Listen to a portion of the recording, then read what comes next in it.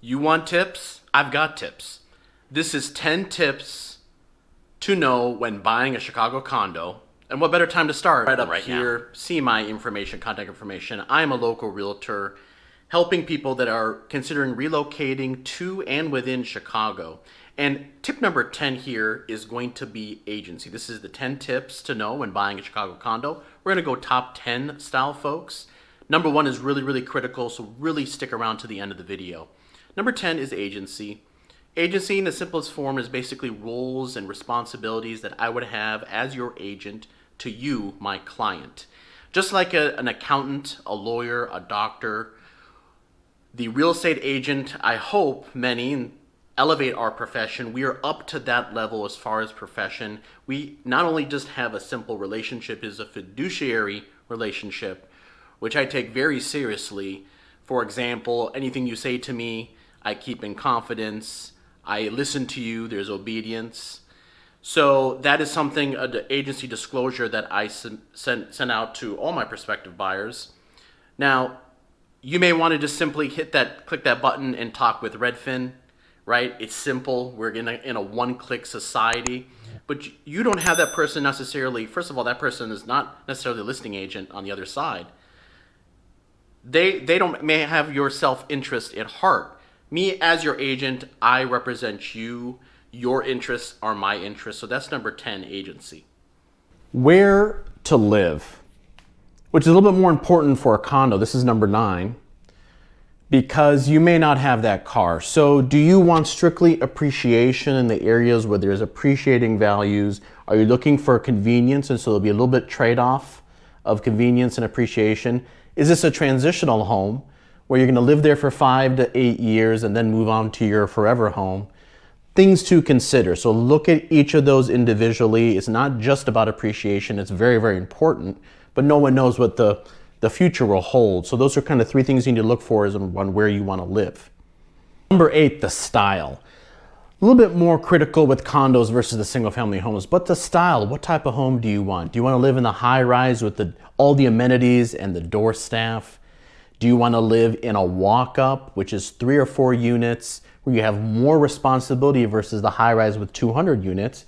Do you want a duplex, which is multiple levels? Do you want what some people call a triplex? Here in Chicago, we call a townhome, which is 3 levels, where you have a manageable HOA, but you have responsibility of the roof, which you may not have. It's a shared responsibility if you have a walk-up or a high-rise. So there's a lot to consider.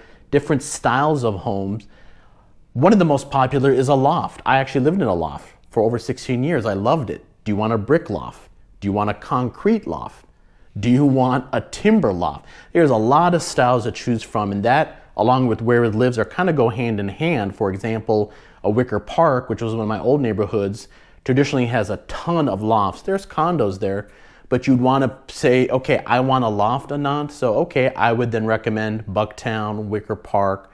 There's some in South Loop. There's some in Lakeview.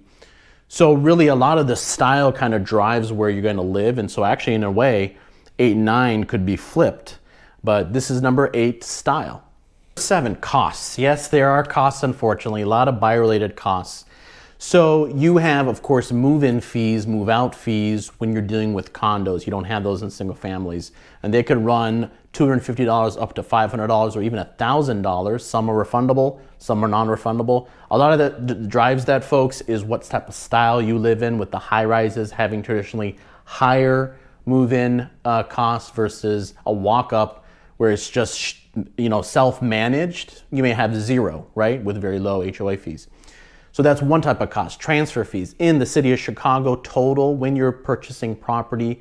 For every $1,000 purchased, there is $7.50, $7.50 would be a lot, $7.50 per thousand purchased. So you got to factor that in there. So, with the median price being $325,000, $330,000, that's a couple $1,000s right there just in transfer costs, okay? You may have lender fees. Lenders, of course, I'm more than happy to recommend you a lender, and there are associated fees. I don't want to get specific with those because they could vary based on lender and what type of loan you have. So you got to think about those, right? And we haven't even talked about inspection, attorney, appraisal, right? So you got to really think about those costs. And this is number 7, costs. Number 6, HOA. I just mentioned that. HOA fees are very, very critical. So it also kind of jumps a little bit back to the style of home. In your high rises that are older, built in the 50s and 60s, you're going to expect to pay a sizable HOA. I'm talking $700, $800, sometimes even $1,100 just in HOA fees. So if you're HOA fee sensitive, you want that walk-up I mentioned, 3 to 4 walk-up. It's shared only 3 or 4 people. You're usually probably paying $150. So, and that walk-up, where you may have very low HOA fees, right? But then, of course, you're eventually going to have to fund for capital projects to handle any structural issues, versus that higher HOA. If you're in a high-rise, all that money there, it goes into the reserves, right? And of course, it's a shared cost. So really just kind of balancing out. It depends on your preference. So if you don't mind paying the higher HOA and you want that doorman, you want those amenities, then you just have to justify it, versus that walk-up where you don't have that added security, but you have low HOAs. Related to the HOA fees, that association fees, of course, is understanding the association. That in and of itself could take a little bit of time to get your kind of head around, between the bylaws, the meeting minutes, how it's structured. A lot of times you don't have to worry about it, of course, until it affects you. So what usually happens is as I'm talking with you, we are going to kind of go through how that kind of works. Particularly, it's not going to really mean much to you as you're searching for homes, but when we do go under contract, right? My job, along with your attorney partner, it's our responsibility to kind of walk you through a lot of those. There may be an upcoming assessment that the seller doesn't know about, but it's stated in the minutes. So that attention to detail, of course, that's why you're hiring me as your realtor, looking at that to make sure that there's no special assessments coming or any particular rules, right? They may change the rules on dogs, for example, right? And ban dogs in the time we've gone under contract, and those rules will state it. It's just something different versus your single family, where really only the rule books, maybe the manuals for the appliances. So it's just a different kind of mindset to have. Understanding those particular the association rules is something that you need to consider. Storage, probably something you don't really consider, particularly if you're relocating. A lot of my locals kind of understand that there's not really much storage, mainly a cage, when you're purchasing a condo in Chicago. But if you're relocating here and you're used to having a lot of space, you're going to have to get your head around. A lot of getting your head around, right? It's not necessarily bad, but typically it's going to be about a 3x6. If you're lucky, you may get an actual closet, which is a little bit higher. But this is where this is what they typically look like. This is actually my cage in my high-rise, but it's a storage cage. And of course, in the property, you may have some closets for additional storage. But make sure you understand is you really want to kind of be minimalistic, particularly if you're kind of downsizing from a big single-family home into a condo, and I'm assisting with that there isn't going to be much storage, right? And not all condos have storage included. So just be cognizant of that. That's important, of course, let me know. Neighbors, love thy neighbor, right? Well, keep in mind, right, with a single family, you have to deal with neighbors. You have a little bit more space, but in the condo, you're living all on the same floor. And unfortunately, we cannot ask, due to fair housing, we can't really ask about anything regarding the neighbors on your floor, above you, below you. So there's a kind of a type of leap of faith, right? And you would think, right, we're all sensible human beings, and I respect you, you respect me.